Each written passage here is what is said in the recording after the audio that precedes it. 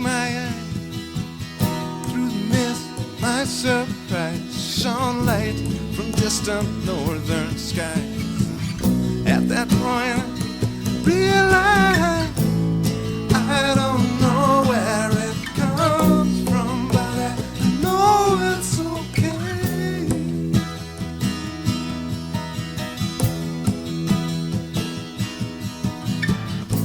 If this is all an illusion, then I'm willing to play.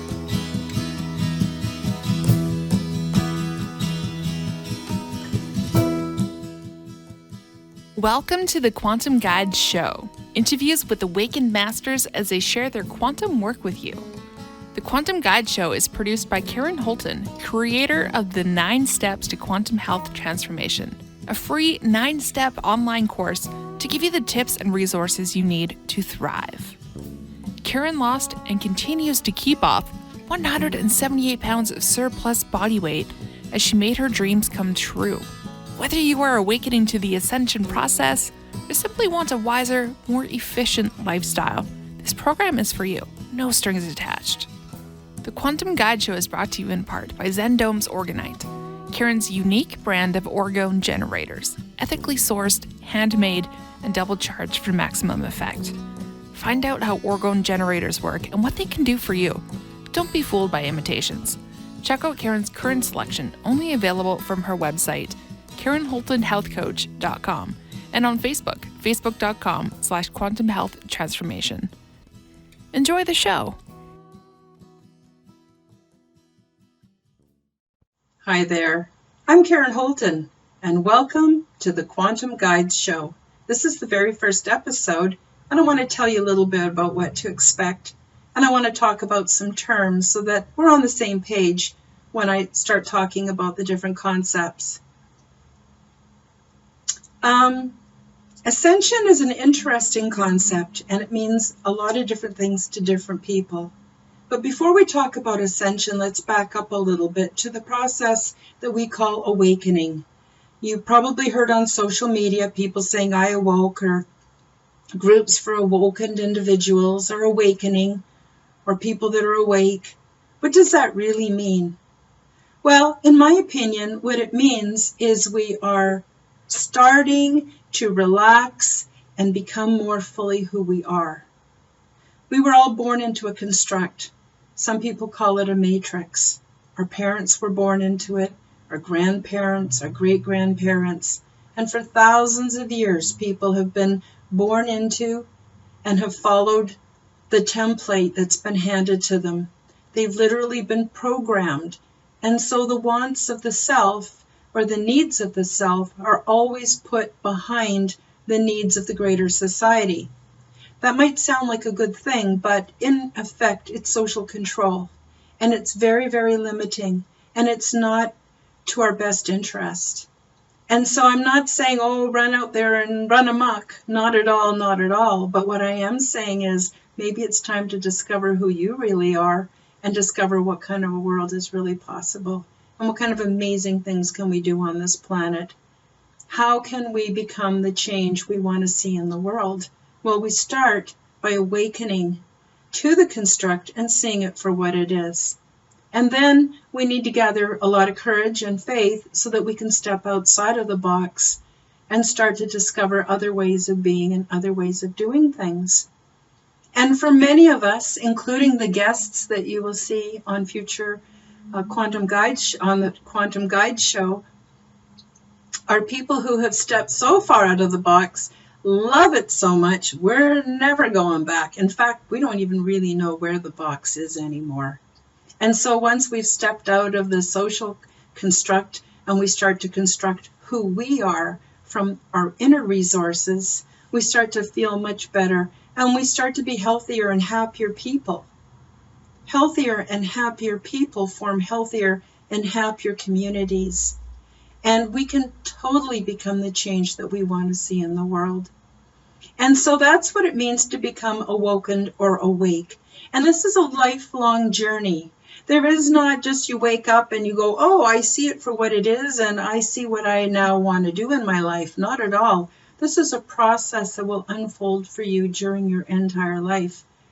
And although there may be some ascended masters on this planet at this time, the truth is most of us are just in the ascension process.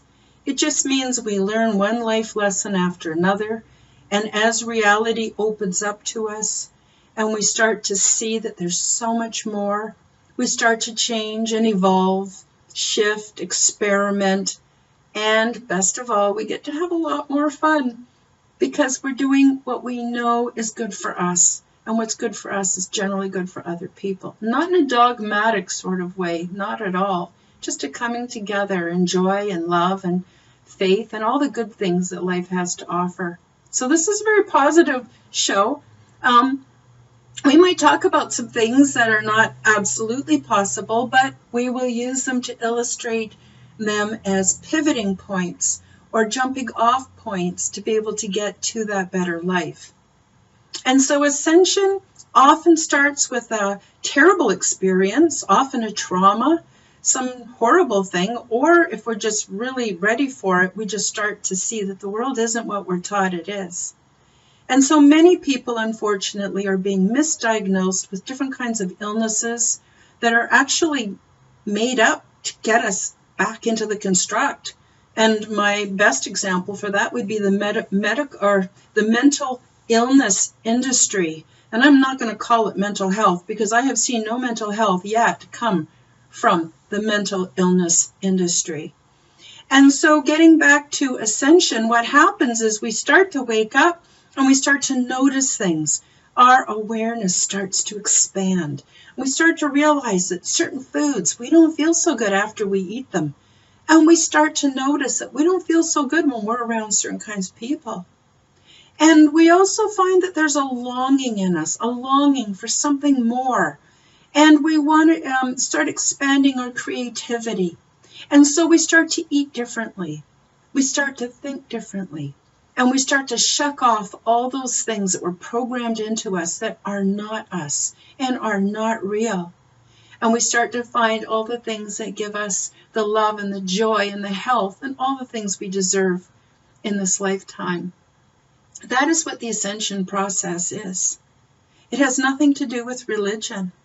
It just has to do with us becoming more of who we were meant to be. Basically, some people consider it keeping our pre-birth agreements, waking up to our higher purpose. And it's ever so lovely. It's an ever such lovely, lovely process, even though it's very uncomfortable at times. And so there are many of us that are here to show you tips and ideas and products and books and all kinds of things that have helped us. So take only what you need, only that which resonates with you, and just throw the rest away, because it just doesn't matter. What matters is what's real for you and what brings you grace and love and joy in your life. So that being said, I also want to say that although there may be some ascended masters on this planet, the vast majority of us are just ordinary people, one day at a time, sometimes 1 minute at a time, sometimes 1 hour at a time, testing out what's real, what's not real, trying new things, and best of all, most of us are having a really good time doing it. So I want to share that with you. For today's episode, I want to talk a little bit about a story that illustrates ascension and what ascension can be like for, I think, all of us. I think we're all given the same exact wonderful abilities. We just got to discover them. And then we want to create in what we want. We can create with God, with universal consciousness, which is ever so merciful, ever so plentiful, and available to each one of us at our present state of consciousness. What that means is when you're starting out or at any point, you only have to be where you are. You do not have to join a certain religion. You don't have to abstain from certain foods. You don't have to listen to specific types of music. You don't have to do certain kinds of exercises. All you have to do is start to notice, and your awareness will expand, and it will take you on an amazing journey. Some of the gifts that have been given to me that I've discovered actually within, from going within, because that's really what we want to do. We want to turn our focus from going and finding experts on the outside and doing what we're told. We want to turn that inward, and we want to go and find the amazing experts that are within. So although we're going to have some experts on the show, no one is going to say, go out and do what I do and you will have all these things. We're saying, here's what we did. Experiment in your own field. Bring about what you want. That's what we're going to do on this show. So I want to start off, well, not start off, but I want to at this point share a story that was given to me by Gabriel, the Archangel of God. I know that sounds completely ridiculous to say that out loud, but I have many amazing, amazing journeys in my life right now. And one of them is I get downloads from Gabriel. And I'm also an ambassador for off-world groups that are preparing an interplanetary resettlement program. And I also channel, and I do all kinds of things that I'm just open to doing them, and somehow I'm able to do them. I can't even give you the actual mechanics on how this is possible. All I can say is please experiment with this great, big, fat, beautiful life you've been given. So to get to my story, this is my story. If you can, relax and sit in a comfortable position and close your eyes. It will help you to generate the visuals, which are happening in your pineal gland. Oh yes, all that buzz about the pineal gland, it's important, because that is where you're generating your mental images that are going to take you on these amazing journeys and these amazing experiences. So just sit quietly, take a deep breath, and I want you to imagine a child. The child is quite young, maybe 4 years old, and the child is dirty and dressed in rags. I get a little bit emotional when I talk about spiritual things, and it isn't sadness, it's the force of the energy as it travels through me. It produces some amazing, intense feelings. And also I can feel the energy move, and it will often come out through crying. And at one point I was going to stop making these videos and podcasts because I was embarrassed about the tears, but I'm not embarrassed anymore because it's a beautiful thing. So please just bear with me if I get a bit emotional during any of these podcasts. So getting back to the child is just a beautiful little human child. It's dirty. It's dressed in rags. It's got a few bruises and abrasions. Its hair is all matted and a big mess. It's got a dirty face, and it's not very happy. The little child notices something shiny off into the distance, and so the little child walks towards that light. And pretty soon the child sees an amazing throne. And the throne is up on several steps, and they're shiny and they're bright. And on top of the throne is this great king, dressed in the most abundant of robes and covered in jewels. And the throne is covered in jewels and gold and silver, and just, it's so shiny and it's just so beautiful. And the child can't help but go up to the throne. And as the child approaches the throne, the king looks down at the child and waves for the child to come closer. And the child starts to ascend the stairs. And pretty soon, the king reaches out and takes this filthy little child and puts it on his knee. And the child looks off into the distance. And the king looks off into the distance, and they are just looking at all the affairs of humankind. They're looking out and they're seeing the history of humankind, where humans are going, where humans have been, and the kind of things going on into the world. And the child has never seen such things. The child's eyes are great big, looking out. And what a great comfort the child feels sitting on the knee of the king. What an incredible experience. The child has never experienced anything like this. And the child notices that it's not hungry. It doesn't need anything. It's happy. And the feeling of security is just amazing. That amazing feeling of comfort and security.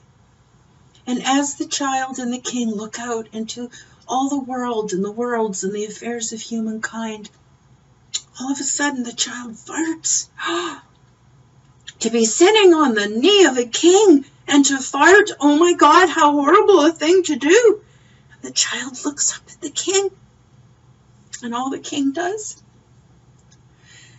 is does a little smirk out of the side of his face, just a little smirk, and goes back to watching out over the affairs of humankind. And the child goes, this is amazing. I'm sitting on the knee of the king. I have everything, and I'm able to be aware of all things. And I fart, and the king doesn't even care. How amazing could this be? I know it's a bit of an odd story, but that's the one that was given to me.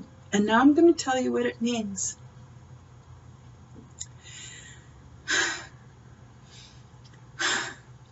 We are the child. We are the child. And the filth on the child, and the rags on the child, and the dirty face and the matted hair, that represents our shame. And it represents our guilt. And it represents all the disappointments and all the things that have hurt us in this world. And all the things that we weren't given that we needed because we were born into this construct.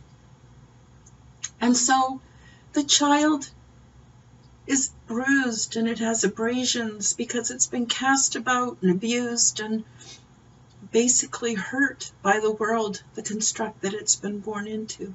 And that's each one of us. We are all just feel like filthy children. And when we get called to the throne, we see it as a bit of light. We see it as a bit of insight, and we walk towards it, not even knowing what to expect, not even knowing what's going to happen. But nonetheless, we feel drawn to that beautiful light. And as we approach, we see a great king.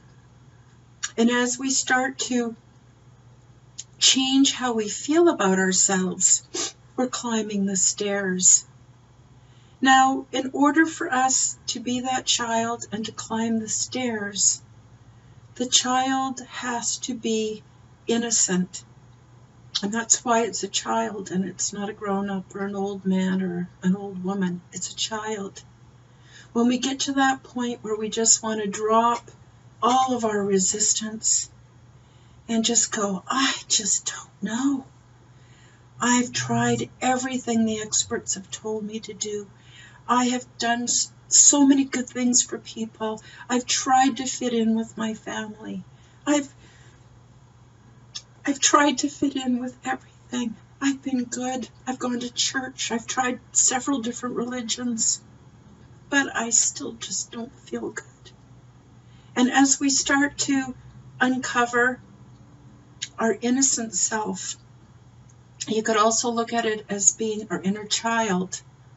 We start to see that those things are no fault of our own.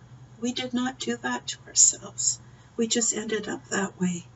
But we need to return to a certain level of innocence to be open to even approaching the King. And the great King is the great universal consciousness that's available and ready and there for each one of us.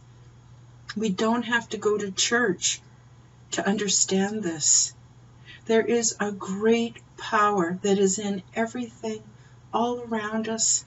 It's been there from the beginning of time, even before that, after time ceases to exist. It's available everywhere and in everything, and it's a great King, and it's aware of everything. And when we get to the point where we let the King pick us up and put us on his knee, we start to see things. This is often called Christ consciousness. This is often called awareness. This is often called ascension mind. This is often called Holy Spirit. This is often called so many different things depending on the perspective that you're coming from. And as we sit on the knee of the King, we're shown all things. It could be called the Akashic Records or the Living Library even. But we gain access to being able to see all things, to learn all things. But we don't just learn them as dogma. We learn them through love, through the eyes of love, and we see things through the eyes of compassion, and we see things from the eyes of mercy, and that is the King. Now, the fart is very interesting because we all do it. The fart represents the mistakes we make as we're looking out, as we're downloading the information, as we are becoming something that we have never been on this earth before. That is the fart. And we've been taught that God won't like us if we do certain things, that spirituality can't come to us if we do certain things, that if we fall off the wagon or we return to our old ways, we're no longer welcome, some kind of a door shuts. But I want you to know that's not true, because the universal consciousness is like that King. You're going to get a little smirk out of the side of the face. I know universal consciousness doesn't actually have a face, but this is a metaphor, because the great universal consciousness, which I also call God, has a tremendous sense of humor and can appreciate that every once in a while we fart. But we are never pushed down from the lap or shamed or made to feel guilty, because this is our journey and it's all sacred, every bit of it. And as the child sits with the King, the dirt disappears, the hair becomes unmatted, the rags just disappear and robes form on our bodies. And we grow in spiritual maturity, we grow in awareness, we grow in love. I know it chokes me up. It's a great story. Thank you, thank you, thank you. But the other thing I want to tell you is that's each one of us. And we're all on a journey. And we're all looking out. We're all learning. And to help you with your journey, I'm producing this show, Quantum Guides. I want you to meet some of my friends, see some of the things we do, see some of the things that are possible for us. I want you... Notice the phone starts ringing every time I get on here. I'm just going to ignore it and continue this podcast. And so I'm going to share with you some just truly, truly real things that have really happened to people. It doesn't matter how absurd some of these stories sound. It doesn't matter whether you've experienced them or you know anyone who has experienced these things. But believe us, when we tell you, these are our experiences, these are our journeys, these are the things that we have discovered by stepping outside of the box. And just like that little child, allow yourself to return to innocence. You know, we get to a point where we do a lot of research and we get really confused for a while and, we come out of the confusion for a while and we go, oh, finally, and then there's more confusion and there's more things we learn. And one of the most amazing things that helped me was I had divine guidance to go and to do research on the divine fool. And the divine fool is not really a fool. The divine fool goes, I have no idea what's real anymore. I have no idea what my purpose is. I have no idea what's truly right and what's truly wrong. Because of all the things we've seen, it can be very bewildering. But what happens is we start to find insight, and we start to find inner resources, and we start to find all kinds of little tricks and little things, and we practice and we start to get better. And so by not knowing, we have to be like that child. We have to rely on God because we don't know what's real. We don't know what's good for us. But we will never, ever be let down. We will never, ever be cast into darkness. We will always have that light. We can always come back to this light. And we can always share space, sacred space, with universal consciousness. What an incredible gift. No one ever told me about this, but I kept looking, and I kept knocking, and I kept searching, and I started to find. And so I am by no means a finished result of ascension. I am by no means your guru. I am one of many ordinary people who have extraordinary experiences because we've chosen to step outside of the box. We have all one thing in common. We want to become the change that we want to see in the world. We believe in each other. We believe in the power of love. And we believe that we can make this world just such a beautiful, beautiful place. And then, in my case, being an ambassador, I have done quite a few off-world adventures where I have participated in the resettlement program. And I have seen worlds and beings and nothing scary in any of it. Just beings who are our evolutionary older brothers and sisters, or perhaps just on par with us. Because what happens is worlds become very fragile places, depending on the alignment of comets and meteors and solar systems that collide with other solar systems and galaxies and things that are going on within galaxies. Planets are not the safest places to live on.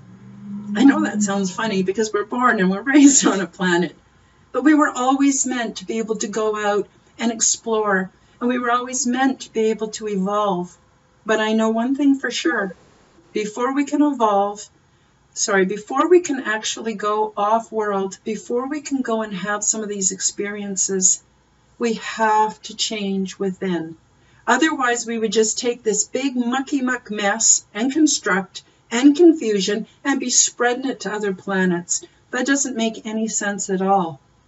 But once we evolve to a certain state, we can hold the frequencies that are necessary to further enhance our evolution, where we might then be ready to step off into new worlds. And again, the possibilities are truly endless.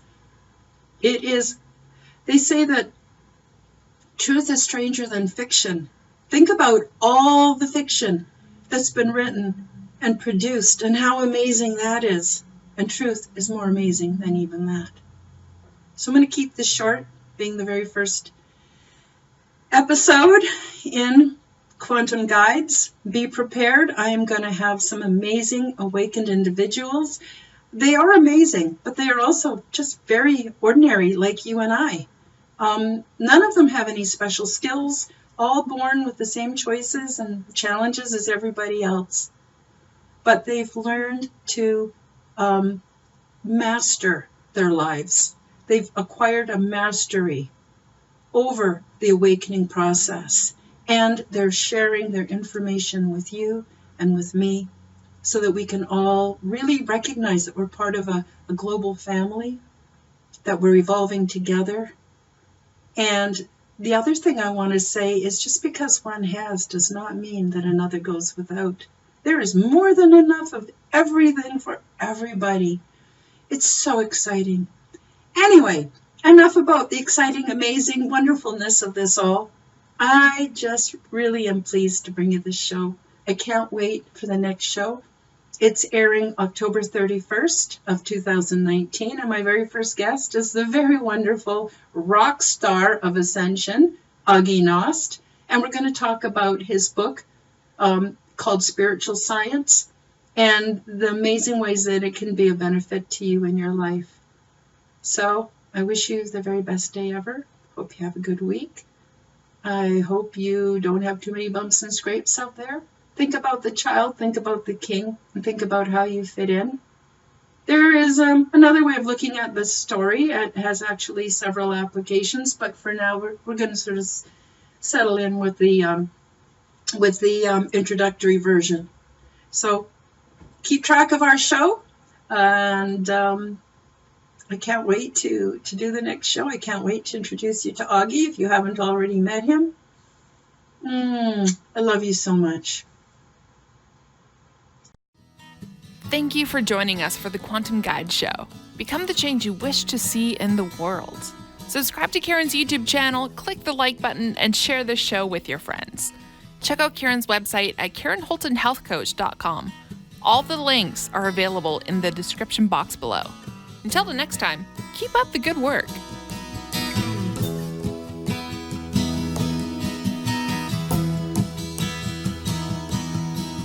Splendor in endlessness puts all my inner strife to rest.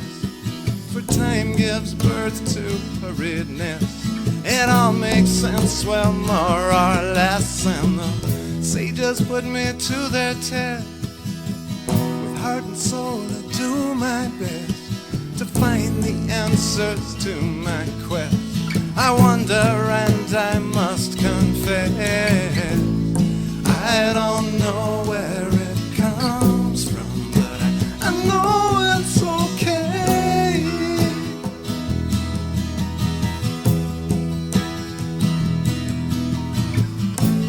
This is all an illusion, and I'm willing to play,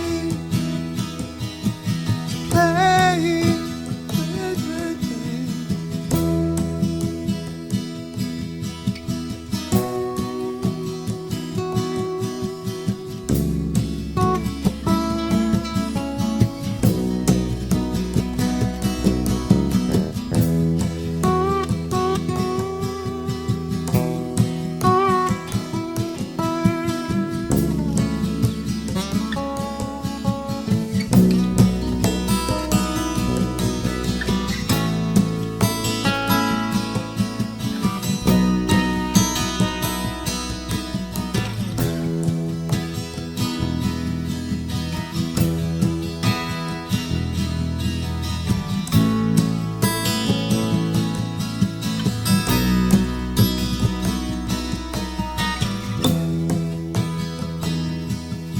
It's okay. It's okay.